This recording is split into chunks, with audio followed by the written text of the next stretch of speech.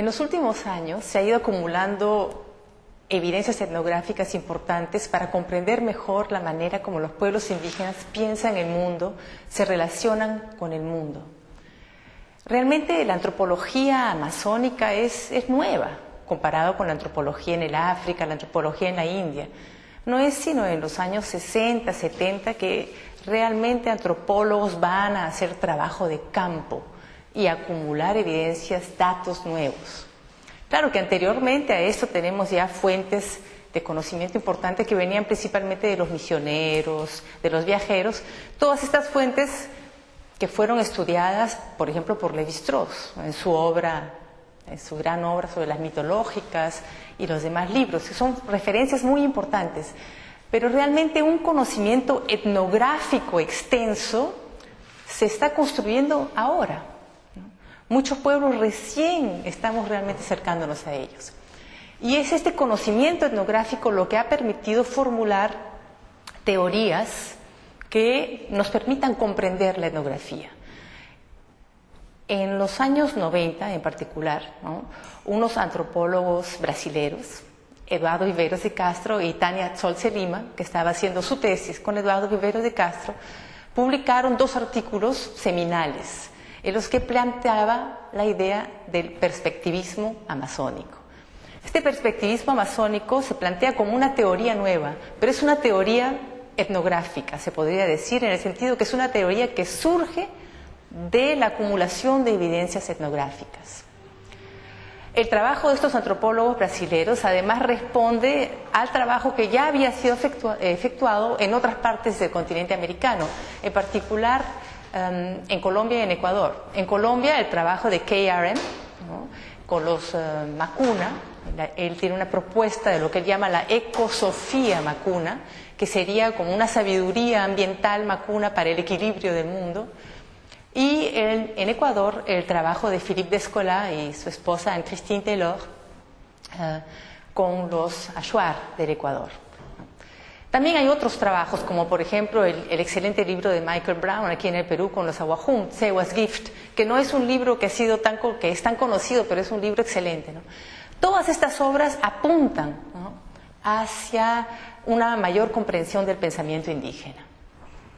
Entonces, ahora ya enfocándonos en el trabajo de Eduardo Viveiros de Castro y de Tania Zolce Lima, lo que estos trabajos tienen es que nos permiten pensar,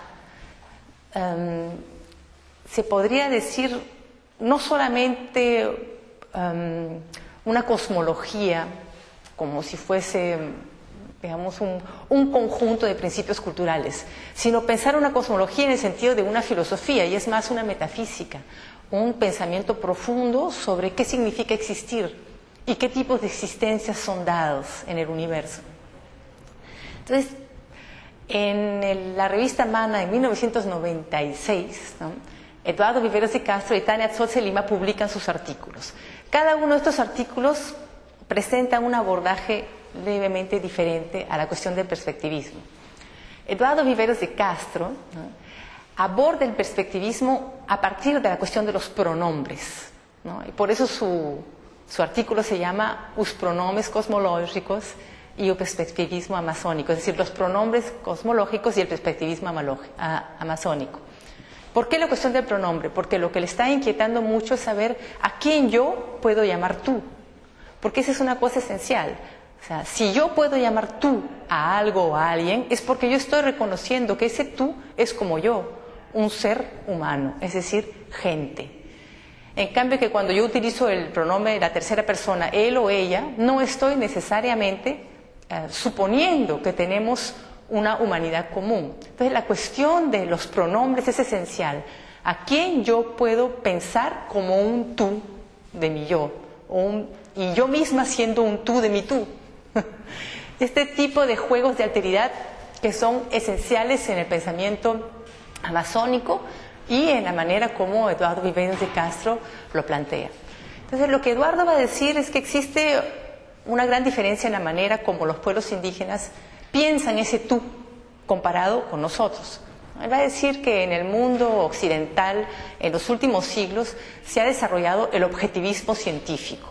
El objetivismo científico está basado en la idea que lo que nos rodea, ¿no?, son objetos. Por eso es objetivismo científico, y tenemos que estudiar estos objetos sin colocarles el cualificativo tú, sino colocándoles el cualificativo él o ella, porque este es el pronombre que corresponde a las cosas.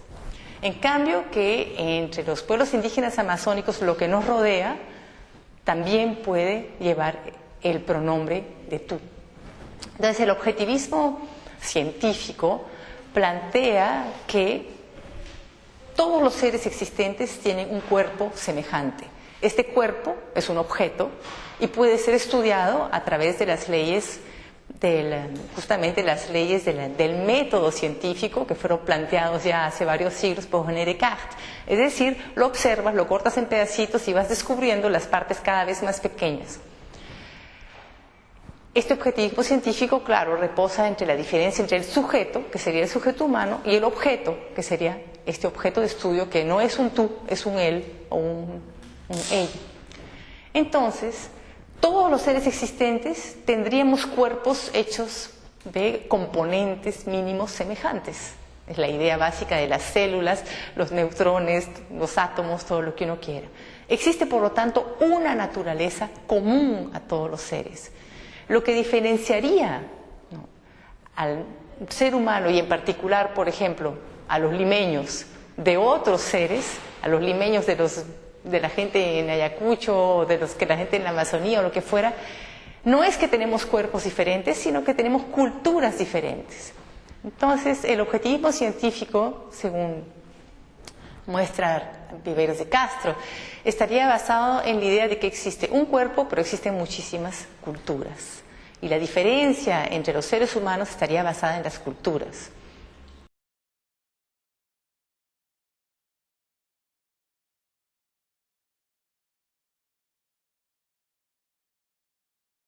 La propuesta de Viveros de Castro es que el cuerpo, para las cosmologías multinaturalistas amazónicas, es como una escafandra. Porque una escafandra es no solamente algo que uno viste, sino algo que te constituye dentro de tus habilidades. O sea, la escafandra te dota de habilidades para poder actuar efectivamente en el mundo, para ser visto, para ver, para comunicar, para intervenir en el entorno. Entonces, por ejemplo, una escafandra de buceo es algo que me va a permitir entrar en el interior del agua, moverme en el interior del agua y actuar ahí adentro. Entonces, lo interesante de la concepción del cuerpo para el multinaturalismo amazónico es que el cuerpo es el punto de vista, es decir, es lo que te va a permitir ver al mundo y verlo desde ese punto de vista, pero no es inamovible, es algo que uno puede cambiar. Y justamente las cosmologías chamánicas reposan en esa idea que uno puede cambiar de cuerpo.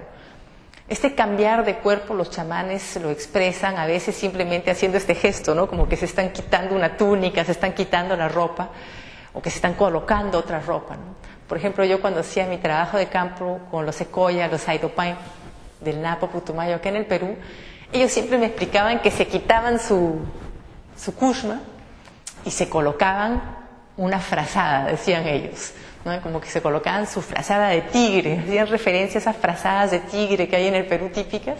Esa frazada de tigre era como ya se pusieron su ropa de tigre, se pusieron su escafandra de tigre, y claro, si tú estás en una escafandra de tigre, puedes comunicarte con los tigres de yo a tú, ¿no? Te das cuenta de que el tigre no es un cuerpo ajeno, sino que es un cuerpo semejante al tuyo, que tiene tu misma cultura, puedes conversar con él.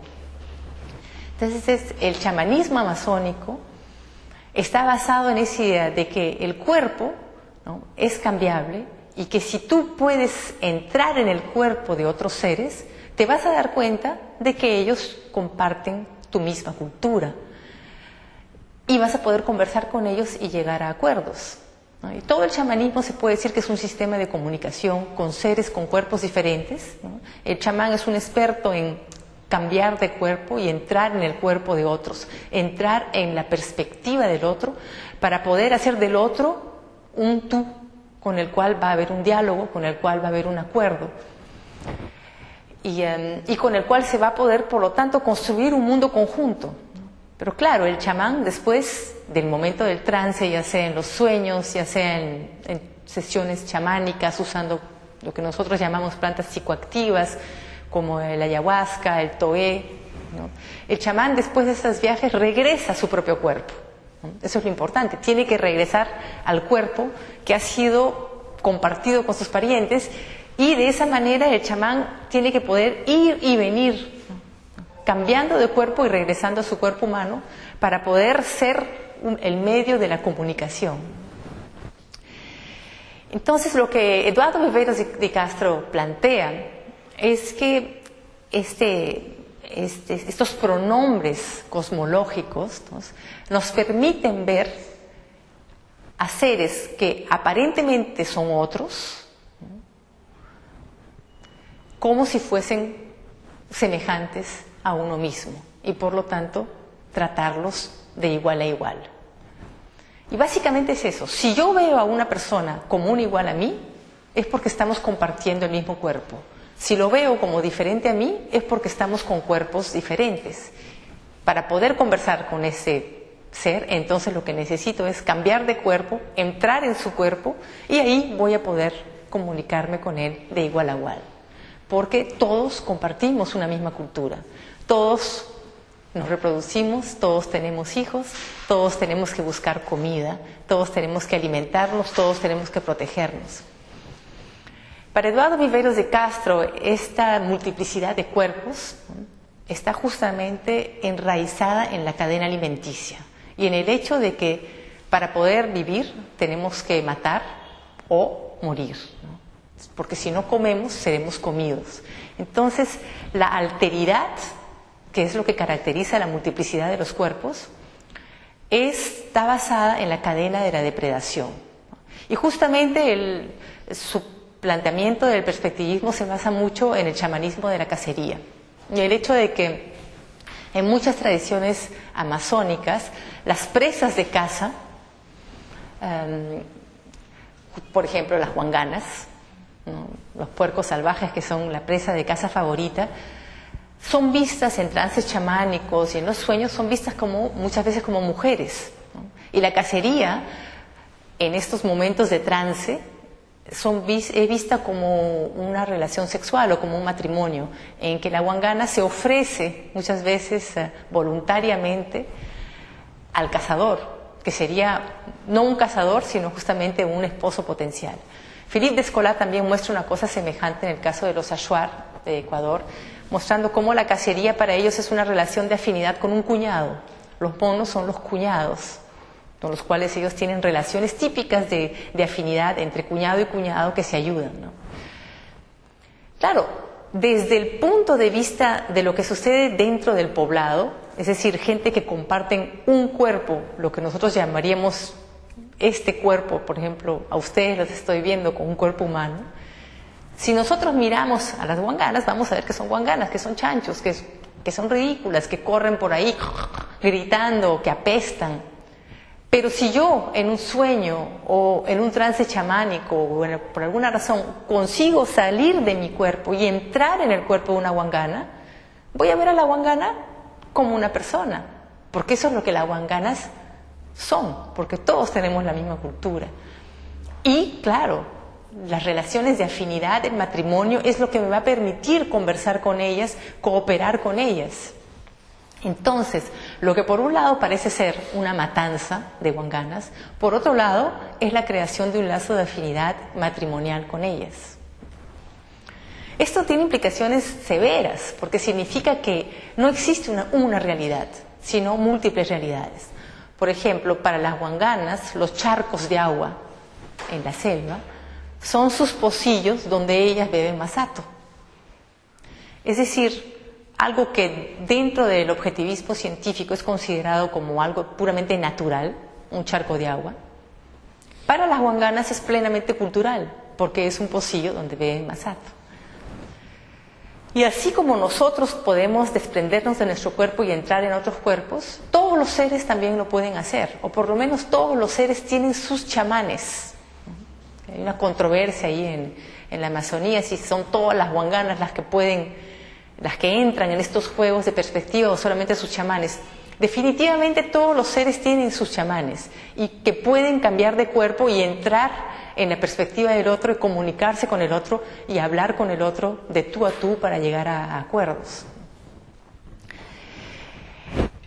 Entonces no existe más una diferencia entre lo natural y lo cultural.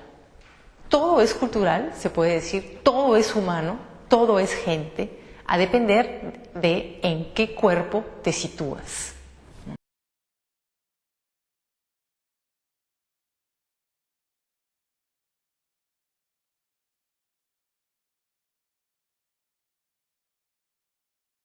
Tania Stolze Lima, ella va a llevar, se puede decir, esta multiplicidad de existencias a examinar este tema a sus consecuencias más extremas, ¿no? Con respecto a la cacería de las huanganas dentro del pueblo Yuyá, con el que ella trabajó, ella va a decir que lo que se está sucediendo son realidades paralelísticas que están en competencia. Entonces tenemos, por ejemplo, el hecho de que para que la cacería sea exitosa, el cazador tiene que respetar varias prohibiciones de tipo restricciones alimenticias antes de la cacería o restricciones sexuales, ¿no? Porque se dice, por ejemplo, que el olor a semen o el olor a las relaciones sexuales se queda en el cuerpo, entonces las huanganas lo sienten, se ponen celosas, ¿no? Y también, por ejemplo, restricciones de lenguaje, ¿no? El hecho de que los cazadores no pueden hacer bromas sobre las huanganas. Los cazadores, cuando están en el pueblo, saben que las huanganas no son sino chanchos, sino puercos. Si ellos se ríen de esos puercos diciendo, los vamos a matar, son puercos, de alguna manera estas risas, estas bromas van a abrir el contacto entre los mundos de las huanganas y los mundos de los seres humanos, de los cazadores. Y lo que va a suceder es como una guerra de perspectivas. La perspectiva de la huangana se podría imponer sobre la perspectiva de los cazadores. ¿Qué significaría esto? Que cuando el cazador sale a cazar en el monte, en lugar de ver las huanganas como huanganas para poder matarlas, las vería como seres humanos y se dejaría seducir por ellos y sería raptado por ellos.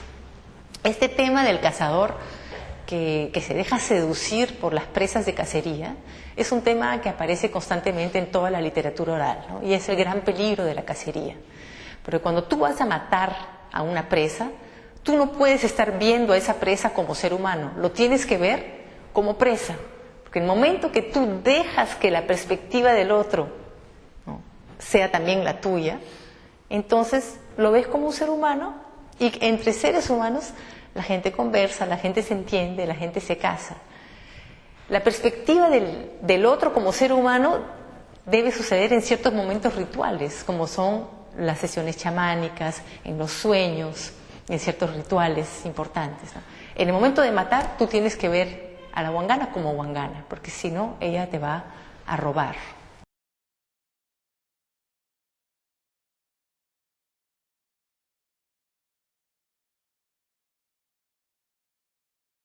Esta perspectiva va a cuestionar toda la cuestión de la identidad como algo que se construye desde dentro, ¿no? Es decir, la alteridad es la clave para comprender las relaciones entre los diferentes seres existentes.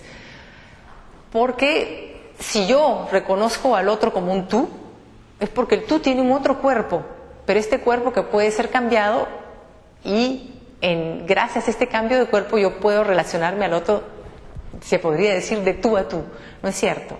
Pero para poder tener esta relación de tú a tú, tiene que haber una alteridad, ¿no? Porque si no, estamos en la mismicie del yo-yo, ¿no? No sé si me estoy dejando explicar, ¿no? Entonces, sí, justamente para Viveros de Castro, Tania Stolze Lima y varios otros seguidores, la cuestión de la identidad se podría decir, no tiene salida. No es fructífera, porque justamente encierra al yo en sus evidencias, ¿no? Es a partir de la realidad, de la alteridad que se construye. ¿Cuáles son las implicaciones a un nivel más político?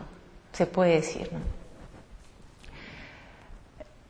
Las evidencias etnográficas nos muestran que todos los pueblos indígenas amazónicos y probablemente también andinos y otros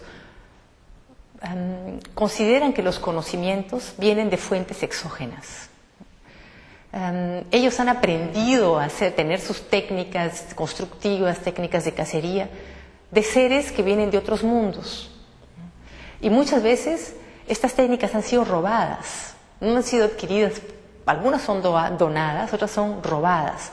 Por ejemplo, las técnicas de la pesca vienen de la madre de las aguas, que muchas veces es una anaconda o un ser acuático, y estas técnicas son donadas o robadas. Igualmente, lo que en la Amazonía peruana se llama el chuyachaki, ¿no? El padre de los animales de las cacerías dona o de él se roban las técnicas. Entonces los conocimientos son siempre exógenos, es decir, todo aquello que se caracteriza como mi costumbre proviene de seres otros, constantemente. Entonces, eso ya es una evidencia etnográfica que ha sido establecida por los estudios. Entonces, ¿qué sucede? Cuando uno concentra los estudios políticos de los pueblos indígenas en la cuestión de la identidad, uno está abriendo un problema terrible, porque va a ver que lo que caracteriza la identidad de tal o tal grupo amazónico es el hecho de que se robó todo del vecino, o es el hecho de que recibió dones de algún ser celestial, es el hecho de que después de la muerte se está transformando en una huangana, o es el hecho de que parte de su cuerpo y de las múltiples almas que lo constituyen se van a convertir en blancos. Por ejemplo, hay muchos pueblos indígenas que consideran que los blancos son ellos mismos, pero son ellos mismos en una transformación, ¿no? Parte de las almas y parte de los cuerpos de los pueblos indígenas se pueden convertir en gente de las ciudades, razón por la cual para ellos es totalmente normal que la gente de las ciudades les regale tecnología, o que ellos roben la tecnología de los blancos, porque los blancos son aspectos de ellos mismos.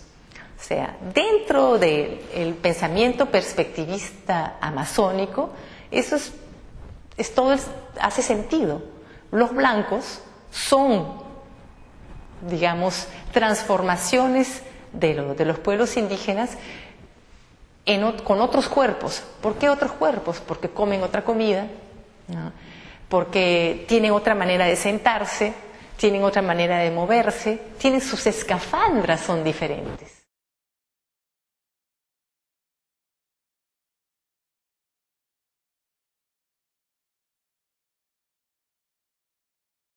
Yo creo que sí tiene un potencial político muy importante, pero al mismo tiempo hay que tener cuidado, ¿no?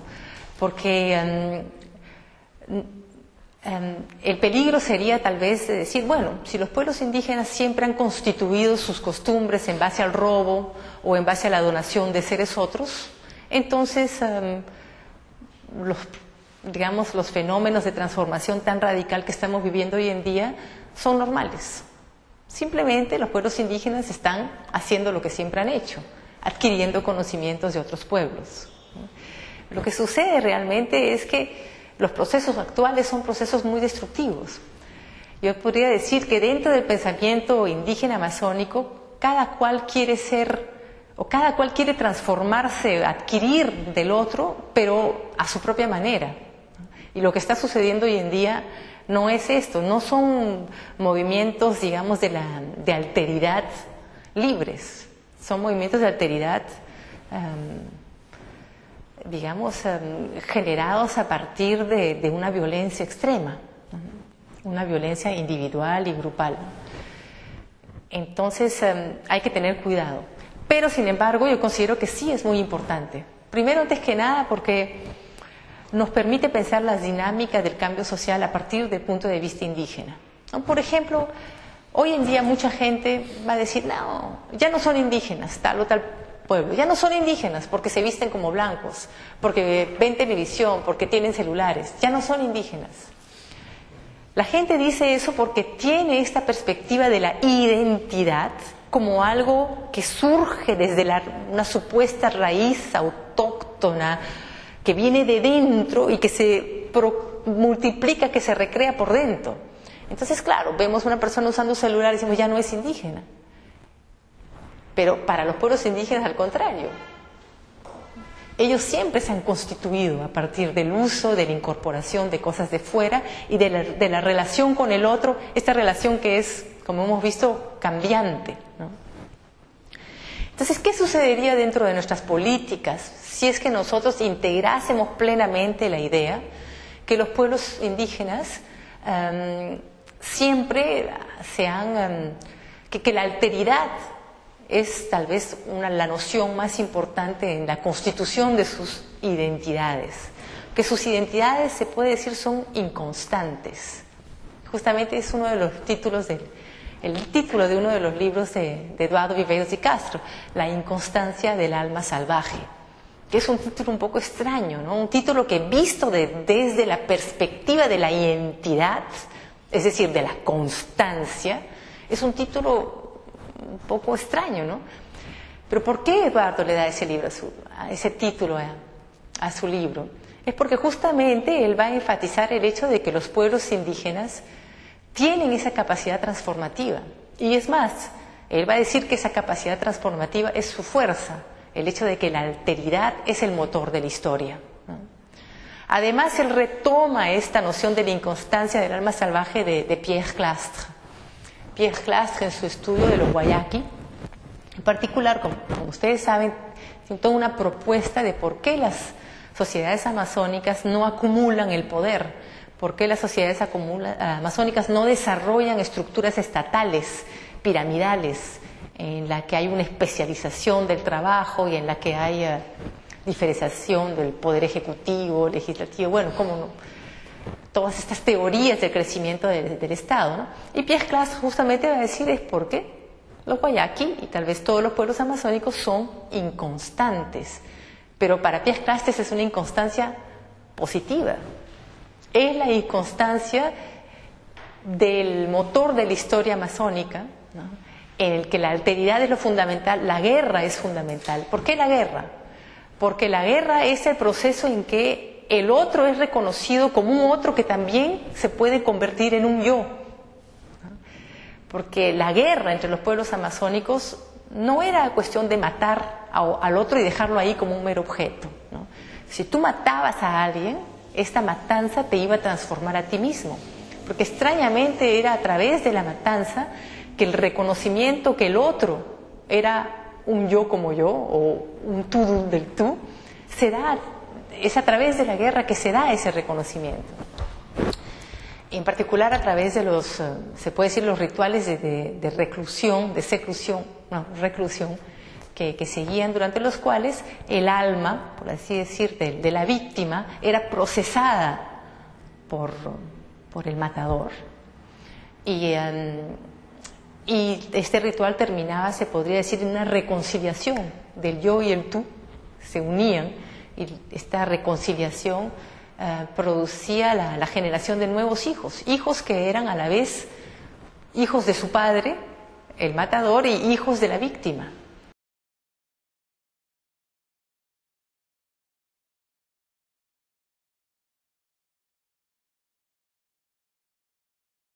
La relación entre los pueblos indígenas y el Estado es crucial para el perspectivismo, pero difiere de una tradición antropológica que ha sido muy fuerte en América Latina, en el Brasil y en el Perú también, especialmente a partir de los años 60.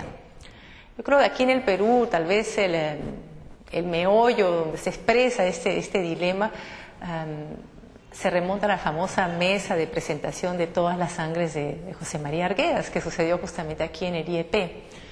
Bueno, como ustedes saben, hay una confrontación en que ciertos investigadores sociales, no voy a nombrar a nadie, dijeron a Arguedas, básicamente, usted nos presenta en este libro todas las sangres, bueno, usted habla en este libro de pueblos indígenas con múltiples culturas y nosotros solamente vemos aquí a un montón de campesinos pobres, ¿no? Sí, no sé si me equivoco, pero básicamente esa fue la interjección. Y ¿por qué campesinos pobres? Es decir, simplemente personas que se encuentran en una situación de subordinación y discriminación con respecto al Estado. Entonces el rol de la sociología, el rol de la antropología sería intentar suplir, intentar remediar, describir primero y después intentar suplir, intentar remediar esta situación de discriminación de los campesinos pobres. Me parece que lo que Arguedas quería decir al contrario es que estamos frente a personas que tienen maneras de pensar, cosmovisiones totalmente diferentes y que no se trata simplemente de integrarlos al Estado, sino de abrirnos a su multiplicidad.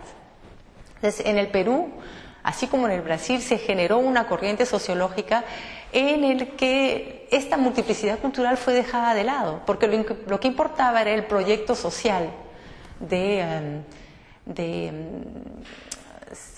investigar para después poder remediar la discriminación social hacia los campesinos pobres, ¿no? Como sabemos bien, en el Perú la antropología peruana se concentró en los Andes enteramente porque los andinos eran estos campesinos pobres. Como sabemos hoy en día ya todo cambió.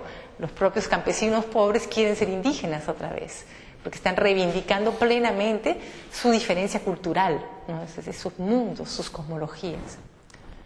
En el Perú los amazónicos fueron dejados a la deriva porque no correspondían tan bien a esta idea del campesino pobre. Básicamente, tal vez, bueno, el gran antropólogo peruano que piensa en la Amazonía es Varese. Y después de Varese, ahí la cosa queda al vacío y son los extranjeros los que vienen a hacer etnologías. Por eso si uno quiere comprender las cosmovisiones indígenas de los pueblos indígenas peruanos, tiene que leer inglés o francés, porque hasta hace poco la mayoría de los libros no estaban traducidos. Todavía hay muchos que no están traducidos. Entonces, el perspectivismo actualmente, ¿no?, yo creo que está también en un diálogo bastante acalorado con antropólogos en el Brasil en particular y en otros lugares que continúan, se podría decir, esta tradición más sociológica, ¿no?, de pensar en el otro como básicamente una persona pobre, una persona discriminada que tiene que reivindicar sus derechos frente al Estado.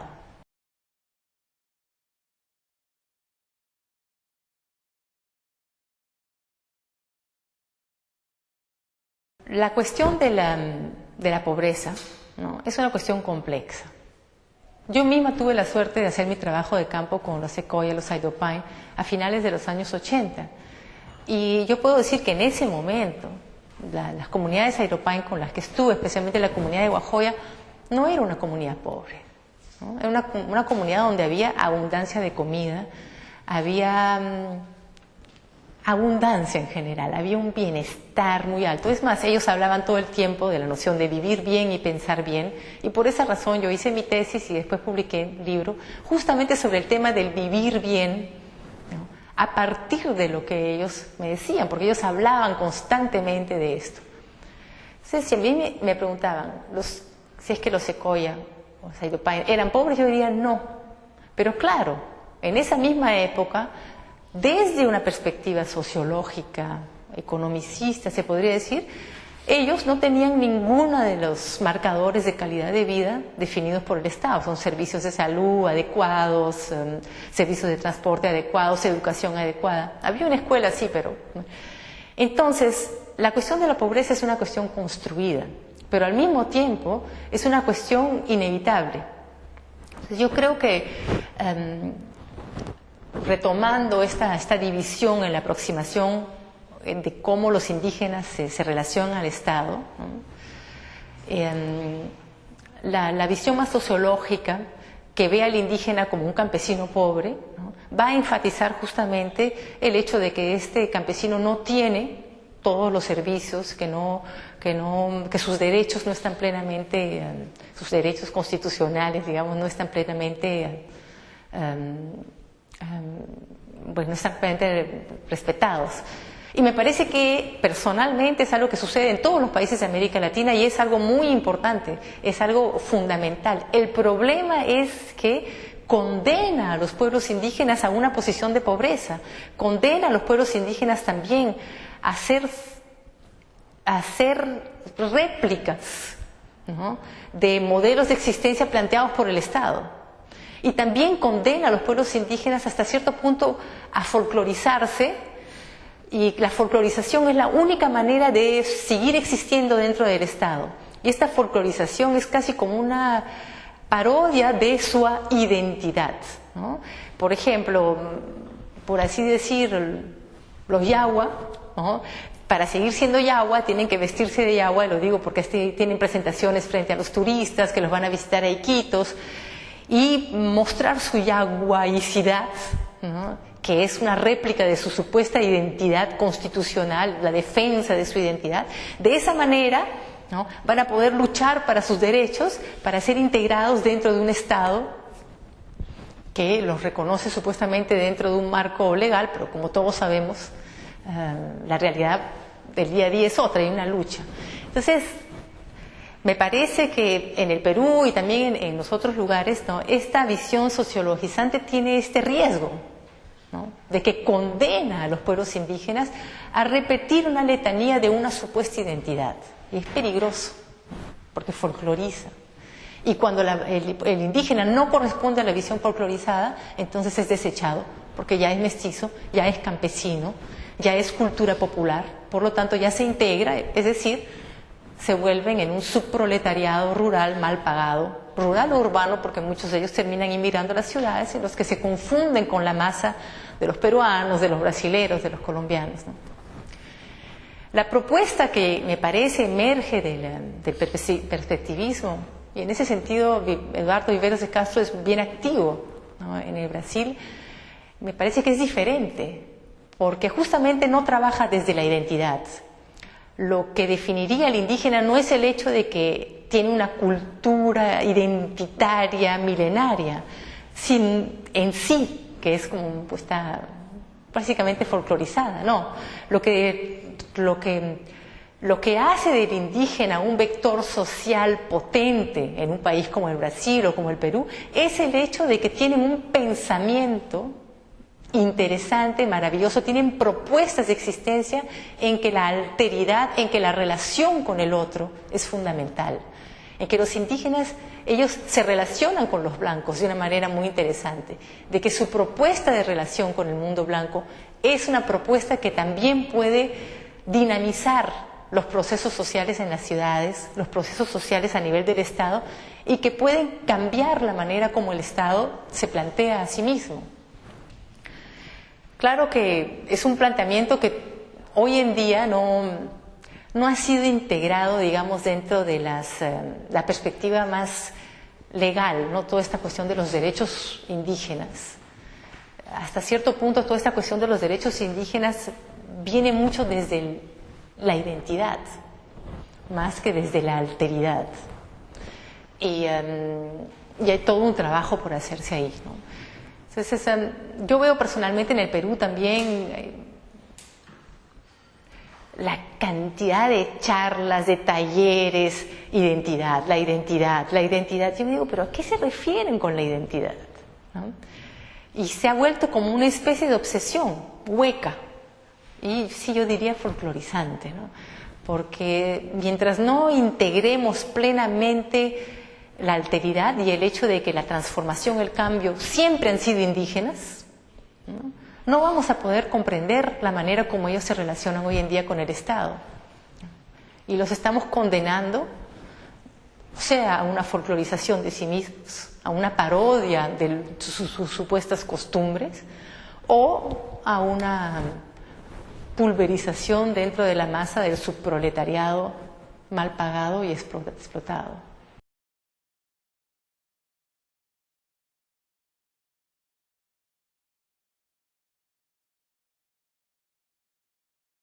Las propuestas de Eduardo Viveiros de Castro, Tania Tzolce Lima, tienen, yo creo, incidencia para pensar la manera como los pueblos cazadores recolectores del mundo todo se relacionan entre sí, se relacionan en el mundo, cómo generan un universo significativo y probablemente, como Eduardo dice, sus ontologías, ¿no? El hecho de que no existe una realidad única, ni diferentes puntos de vista sobre la realidad, pero existen múltiples realidades, o sea, multiversos. No estamos frente a un universo, sino a multiversos. Y estos multiversos son complejos y transformables, y es más, no son fijos, porque la existencia trata justamente de pasar del uno al otro, cambiarse de ropas, conversar con una rana, bueno, que es todo lo que nos dicen las mitologías, no solamente amazónicas, sino de los pueblos cazadores y recolectores. Ahora, con respecto a los Andes, yo personalmente creo que hay muchos puentes. Creo que la antropología andina, yo creo que ha sufrido las consecuencias justamente de una una visión muy sociológica, ¿no? Que ha impedido, diría yo, por lo menos en las últimas décadas, que los investigadores realmente se zambullan, comprender realmente la diferencia del pensamiento cosmológico andino, ¿no? Se han repetido ciertos clichés, ¿no? Es como que la cosmología andina ya es casi como un cliché, no para todos, por supuesto, pero hay mucho de eso. Si salimos de los clichés, inmediatamente nos damos cuenta de que las relaciones con la Amazonía son increíbles, son fuertísimas, ¿no? Están ahí, basta con salirnos de los clichés y están ahí. Entonces, esfuerzos concretos, creo que por lo menos en el mundo de la antropología peruana, todavía no existen. No sé si vendrán, ¿no? Pero sí sé de algunos casos en Argentina, por ejemplo, ¿no? Arqueólogos en particular. Me parece muy interesante que los arqueólogos, aquí en el Perú también, por cierto, ¿no? La arquitectura prehispánica, yo creo que las personas se interesan mucho en el tema del perspectivismo para poder comprender las estructuras arquitectónicas, la cerámica, la escultura precolombina, ¿no? Pero en Argentina yo conozco sí casos específicos que, bueno, tal vez porque justamente la relación entre Brasil y Argentina a nivel intelectual es mucho mayor, ¿no?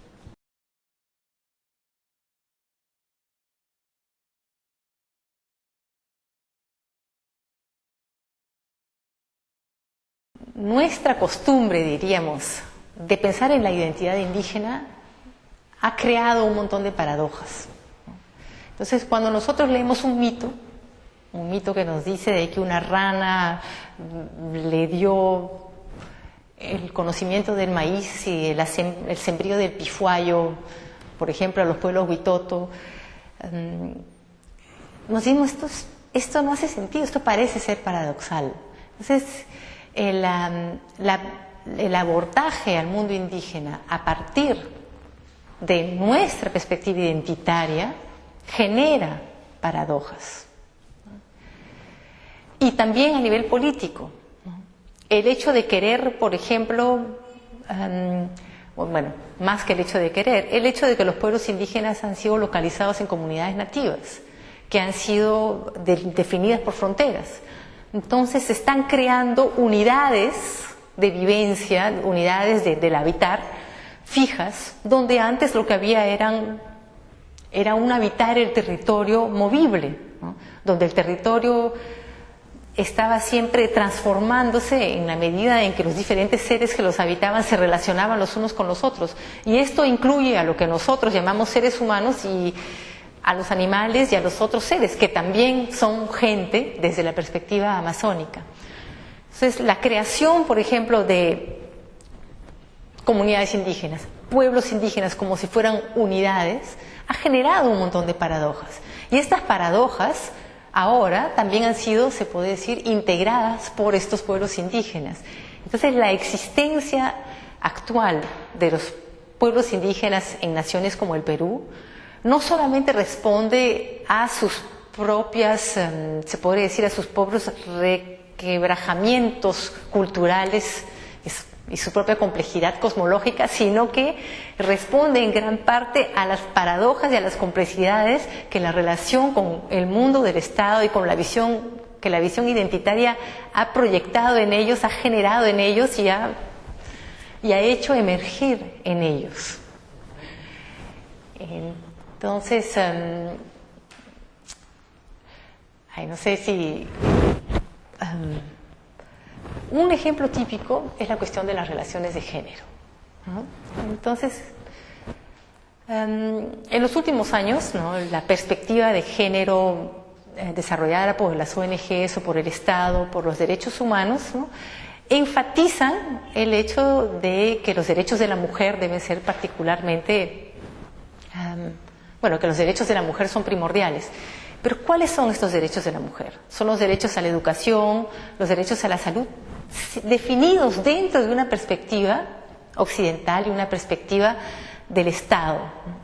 Entonces, ¿qué sucede? Las personas que van a trabajar con pueblos indígenas se encuentran con relaciones de género totalmente diferentes a las nuestras. ¿Por qué? Porque responden justamente a una noción de la alteridad y de la complementariedad totalmente diferentes a las nuestras, que son identitarias. ¿Por qué? Porque para comenzar nosotros ya definimos que esto es una mujer y esto es un hombre.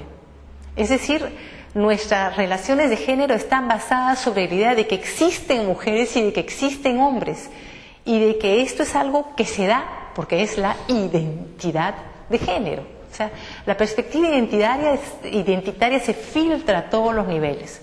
Pero ¿qué sucede? Entre los pueblos amazónicos, esta noción identitaria está basada sobre juegos de alteridad. La mujer es mujer en la medida en la que se relaciona con otros que son hombres y que son mujeres, y que solo se van a definir como hombres o como mujeres dentro de esa relación, ¿no?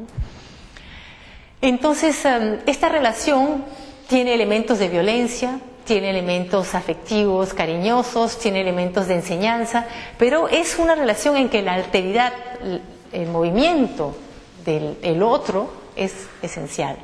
Entonces, cuando vienen las ONGs, ¿no?, con un corte más feminista tradicional, definen, bueno, estas son mujeres, estas son los hombres, y las mujeres, desafortunadamente, en su visión, siempre parecen ser las que están en la situación de discriminación, las que están en situación de explotación. Yo no quiero decir que esto sea falso, porque efectivamente la situación de la mujer es hoy en día extremadamente compleja y probablemente siempre lo ha sido. Pero lo que quiero mostrar es que lo que está sucediendo es un poco como lo que sucede en el abordaje sociologizante de los pueblos indígenas, en que los pueblos indígenas solamente son interesantes en la medida en que son pobres, en que son desposeídos, en la medida en que son campesinos y en la medida en que tienen que ser integrados al Estado. Igualmente, las mujeres solo son interesantes en la medida en que son las que se encuentran en el escalón más bajo de la sociedad indígena, en la medida en que sus derechos no son respetados, en la medida en que son explotadas. Yo me digo, esta es una visión que está forzando una realidad sobre los pueblos indígenas, porque si pudiésemos integrar la manera como las relaciones de género son realmente pensadas o eran pensadas entre ellos, y en que la alteridad del otro, hombre y mujer, era fundamental, así como la alteridad entre el animal y su cazador era fundamental, así como la alteridad entre yo y el tú, el blanco y el indígena, era fundamental. O sea, este movimiento de transformación era fundamental. Yo creo que veríamos otras cosas y en lugar de estar queriendo ayudar a las mujeres indígenas para que por fin puedan acceder a nuestro nivel, nos veríamos que somos nosotros los que estamos pésimos y que tal vez nuestras relaciones de género deberían cambiar para poder abrirse al mundo de la alteridad y las relaciones de género que la sabiduría indígena nos ofrece, con toda su complejidad, con sus violencias, con sus cosas buenas, con sus rituales. Pero tal vez para mí es más fácil ilustrar esta cuestión política a nivel del género, porque es donde yo me siento más a gusto. Pero creo que lo que sucede a nivel de género también sucede a nivel de identidades indígenas de pueblos a nivel político.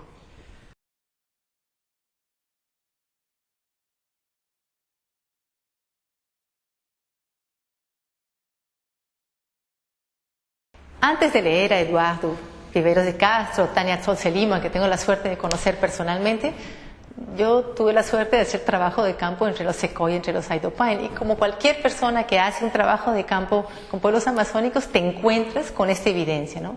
Que ellos constantemente te están hablando de animales. Por ejemplo, un tapir parece gente, era gente, o en sus mitos.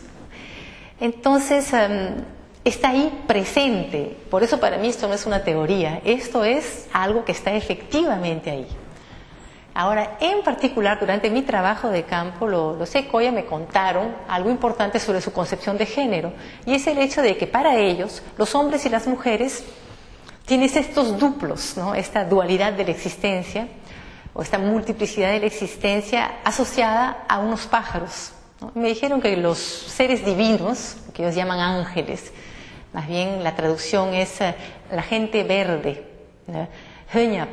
Es decir, la gente que no llega a madurar, ¿no? Que viven en un ámbito celestial inorgánico, no incorpóreo. Tienen cuerpos, pero tienen cuerpos inorgánicos, tienen cuerpos de alma, y los cuerpos de las almas son perfectos, es decir, son cuerpos que nunca se pudren, y sus imágenes son semejantes a los cuerpos de jóvenes adolescentes.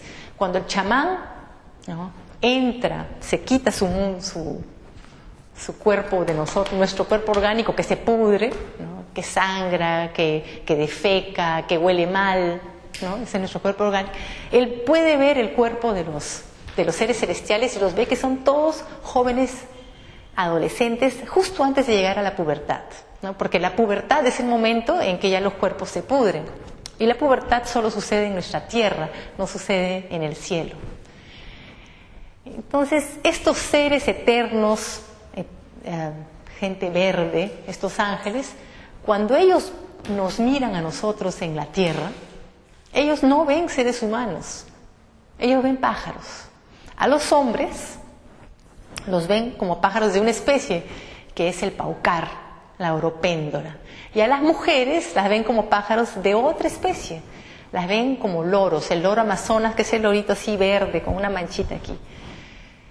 Y entonces a mí me pareció esto fascinante, porque quiere decir que desde el punto de vista de los seres eternos, de estos ángeles, que nunca maduran, que están siempre verdes, los hombres y las mujeres son dos especies de pájaros diferentes.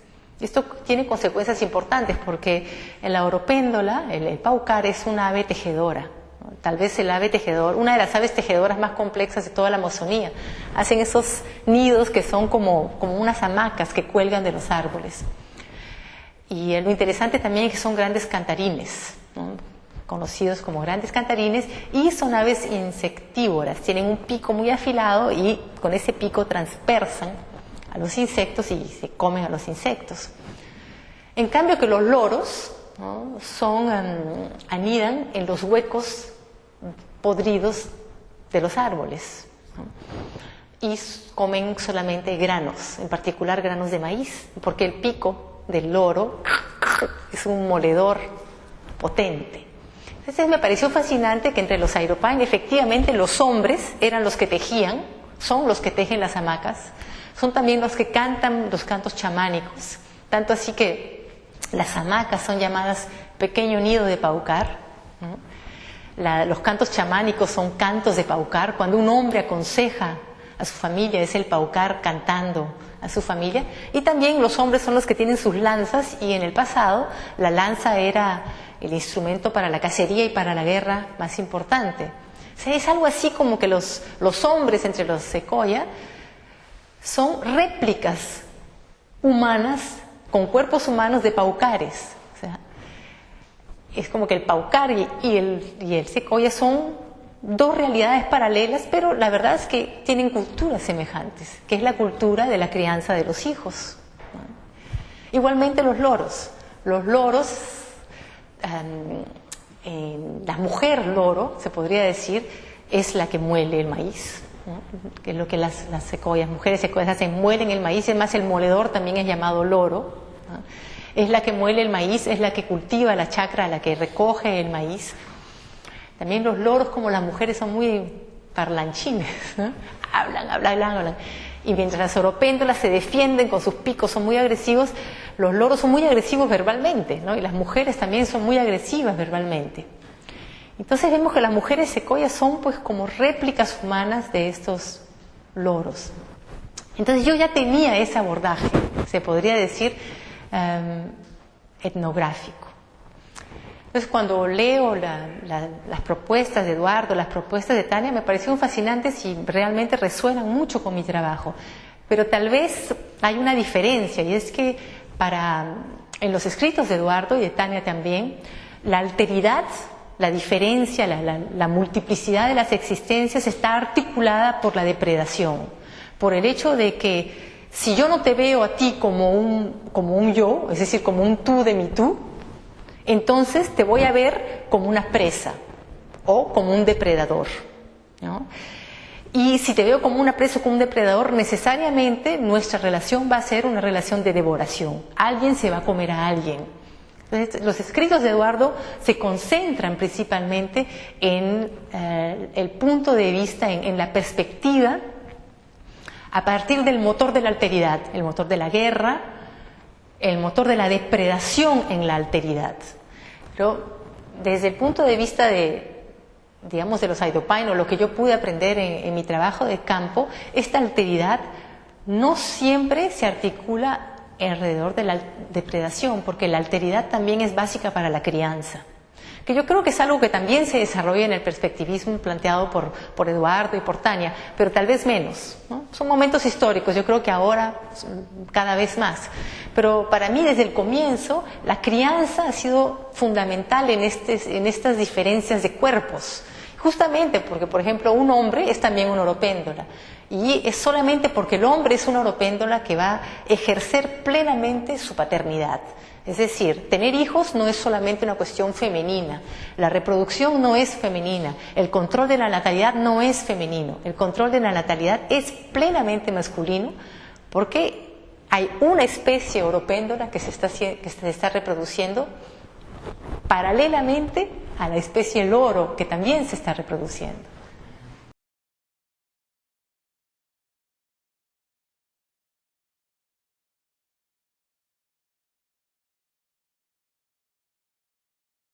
Una de las preocupaciones es saber hasta qué punto estas propuestas teóricas del perspectivismo, que como dije se basan en etnografías, o sea, se basan en informaciones reales sobre la manera como los pueblos indígenas son o eran. ¿Cómo el perspectivismo podría tener algún tipo de aplicación práctica para nosotros en el Perú, en el Brasil, ¿no? Y para tratar temas específicos, políticos o, por ejemplo, relaciones de género o interculturalidad? Entonces, con respecto a las relaciones de género, para comenzar, ¿no? Una de las cosas que es inevitable es comprender que desde hace 5 siglos, ¿no?, los pueblos indígenas amazónicos están sometidos a la violencia de género sistemática de la colonización, en el que la entrada de militares, la entrada de oficiales del Estado, siempre ha significado la violación sistemática de las mujeres. Yo creo que el libro del padre Goulart, Jean Goulart, disculpen, no puedo conocer bien el nombre, porque se llama Entre montañas y pongos, no, entre pongos y montañas, muestra eso claramente, como cada entrada militar desde el siglo XVI se ha venido acompañado de la violación sistemática de las mujeres por parte de los militares y otros seres. Entonces, ¿qué es lo que vemos? Que hoy en día las relaciones de género entre los pueblos amazónicos han, en muchos casos, reproducido esa violencia impuesta desde fuera. Los profesores mestizos también, desafortunadamente, han enseñado que conjuntamente con la educación escolar viene todo un cambio en las relaciones, en que el abuso de los alumnos, y en particular de las alumnas mujeres, por los profesores, es característico de lo que significa ser profesor. Pero quiero decir que para los pueblos amazónicos, cuando un profesor enseña, no solamente enseña el contenido de los libros, está enseñando una manera de ser corporal, incorporada. Lo que más se aprende en el colegio es a estar sentado, no tanto a apuntar. Lo que más aprendemos es a estar sentado, lo que más aprendemos es a utilizar solamente esta mano para moverla, lo que más aprendemos es el cuerpo, porque desde el punto de vista justamente del perspectivismo amazónico, el cuerpo es el lugar de la perspectiva. Es decir, un niño que se pasa 5 o 6 horas al día sentado con un lápiz en la mano tiene una perspectiva sobre el mundo totalmente diferente de dar a un niño que se pasa el día cazando, pescando y haciendo otras cosas. Entonces la escuela ha trastocado totalmente la corporalidad indígena, y esto ya varias generaciones. Y junto con esta trastocación de la corporalidad indígena se han también trastocado las relaciones de alteridad, las relaciones de poder y muy en particular las relaciones de género. En el caso de Oahu, ¿no?, tengo entendido que era una sociedad donde justamente la alteridad era importantísima y había guerras, ¿no? Estas guerras consistían en venganzas, ciclos de venganzas y ciclos de matanzas, y quienes eran puestos a muerte eran los hombres. porque justamente se podría decir, la masculinidad era construida a través de estos ciclos de venganzas. Las mujeres eran importantísimas y también se podría decir que ellas articulaban estos ciclos de venganzas a través de los matrimonios, a través de las acusaciones de adulterio, a través de la circulación de las mujeres entre personas que habitaban diferentes lugares del territorio. Pero la guerra Wajún no tenía por propósito matar a la mujer, ¿no? La violación a la mujer era, se podría decir, el equivalente de la matanza del hombre, ¿no? Se mataban a los hombres, como ustedes sabían, había este ritual de zanza, y a la mujer se le robaba, se llevaba a vivir con el vencedor y tenía hijos. Es decir, la alteridad de la mujer era incorporada para crear nuevas familias. Un tema que para mí es difícil de comprender efectivamente, cómo una mujer que ha sido raptada se va a ir a vivir con el matador de su esposo y va a tener hijos y va a tener nuevas familias. Pero justamente nuestro intento es comprender cómo es que esto era posible. Entonces la violencia existía a todos los niveles y era una violencia ritualizada. Hoy en día las guerras aparentemente ya no existen más, estas guerras rituales, pero ¿no? La posición de la mujer ha sido también trastocada a través de todas estas nuevas élites que han aparecido. Porque si en el pasado era el hombre guerrero que ocupaba un estatus social alto, hoy en día el que ocupa el estatus social alto es el profesor, es el que tiene relaciones con los mestizos. Y esta persona va hasta cierto punto, desafortunadamente, a abusar de la mujer. Y este abuso de la mujer, que como ustedes saben, en el caso de los Awajún hay muchos casos, ¿no? De violaciones a niñas, que algunos casos son acusaciones, otros casos realmente no lo son. Yo creo que hay que comprenderlos justamente como este trastocamiento de las relaciones de poder, en que la guerra ya no existe más, ¿no? En que la mujer se ve totalmente desprotegida, ¿no? En el pasado las guerras eran en gran parte para vengar tanto muertes como para vengar casos de falta de respeto a la mujer. Hoy en día no tenemos ni más esto. Entonces, comprender el sistema Wajún, ¿no? En el pasado y sus transformaciones hoy en día significa antes que nada comprender la manera como la corporalidad ha sido trastocada por la escuela, ¿no? Por las relaciones con los militares, por las relaciones con los comerciantes. Lo que a mí me parece que es extremadamente peligroso es el hecho de que, por ejemplo, si el caso ONG es una visión estatista, va a decir, no, esa es la costumbre. ¿De qué están hablando? Ese tipo de afirmación es justamente una afirmación identitaria. Es decir, esa es la identidad Awajún. La mujer en la identidad Awajún siempre ha sido una víctima. La visión identitaria nos lleva a ese tipo de impases que hace de la mujer, ¿no? Justamente un ser carente, desprovisto de un apoyo social, como si esto fuese una cosa desde siempre, ¿no?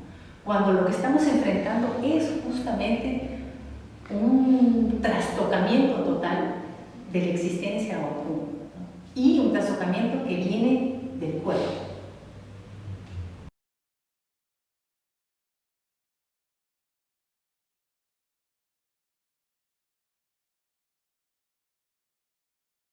Creo que el perspectivismo nos plantea ante el desafío de que la violencia es necesaria, pero no cualquier violencia, es la violencia de la transformación. Los pueblos indígenas eran pueblos amazónicos, eran pueblos guerreros, pero no eran guerras sin razón, justamente eran guerras en que este juego de la alteridad estaba ahí y se trataba de construir un mundo, del mundo de la parentela, a partir de la integración de la transformación, de poder ocupar el lugar del otro y el otro ocupar el lugar de uno. Pero para poder transformar había que morir. Esta muerte se producía en diferentes niveles, ya sea lo que nosotros llamamos una muerte física en las guerras, y también en muertes rituales, en muertes a través del uso de plantas que nosotros llamamos de psicotrópicas, que tenían un efecto aterrador, ¿no? Entonces se podía utilizar diferentes plantas, ayahuasca, toé en particular, que es muy fuerte. Entonces, para poder entrar en el cuerpo del otro y poder conocer el punto de vista del otro sobre el mundo, incorporarnos en el otro, era necesario morir a nuestro cuerpo. Ese proceso que los chamanes, por ejemplo, Secoya, me expresaban simplemente con el movimiento de sacarse la túnica, no era una cosa simple, era aterrador. Había que dietar durante meses, a veces años. Había que mantener abstinencia sexual, ¿no?, durante mucho tiempo, estar aislado, recluso durante mucho tiempo y usar plantas que producen estados mentales aterradores, enfrentarse a visiones muy asustadoras. Por ejemplo, los Airopai me contaban cuando uno toma ayahuasca y también toé, uno se ve que está en una chacra de maíz que está incendiándose y se quema y tú estás ahí y te quemas totalmente, vives el terror de ser quemado vivo. Y de ahí tu alma, el corazón, como dicen en el joyo, sale como un pajarito, ¿no? Y ya puedes irte al mundo de los seres divinos o entrar a otros cuerpos, conversar con los tigres, lo que fuera. Es decir, la alteridad nos exige la capacidad de vivir violencia. Violencia contra nosotros mismos y también contra otros. Y es una violencia creativa, no es una violencia destructiva. Eso es lo que es importante, pero es violencia, ¿no? Entonces, ¿qué sucede? A mí me parece que el planteamiento de la interculturalidad es fascinante. Yo estoy totalmente de acuerdo con las bases, pero también es un planteamiento que viene, yo creo, con una idea de respeto de los derechos en el que la violencia es siempre considerada como algo negativo, ¿no? Y que justamente no integra este tipo de experiencias de muerte. Yo quisiera que los expertos en interculturalidad tuviesen la capacidad de morir totalmente a sus evidencias, de morir a sus cuerpos, para poder entrar al cuerpo de algún pueblo indígena, de algún poblador indígena que intentan comprender. Pero, ¿qué sucede con las reuniones interculturales? Ellas son corporalmente totalmente occidentales, totalmente urbanas, porque suceden en los famosos talleres, la famosa talleritis, ¿no?, en la que todo el mundo está sentado alrededor de una mesa, como se hace en la escuela.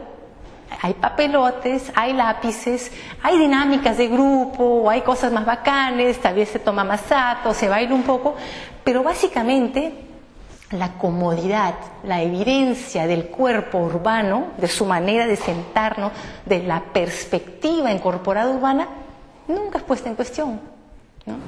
Ahora me parece que sería bacán una reunión realmente intercultural en que, por ejemplo, estemos todos sentados de cuclillas durante 5 horas, ¿no?, o haciendo algún tipo de incorporificación del otro. Que no sea simplemente una cosita eventual, sino que realmente atravesemos una experiencia de muerte. Yo, en cambio, veo que personas que trabajan en interculturalidad muchas veces ni siquiera se toman la molestia de leer los libros sobre cosmología indígena, porque no consideran que es necesario. Porque la dinámica de la interculturalidad supuestamente es el encuentro con el otro, la conversación con el otro. Una cosa muy gentil.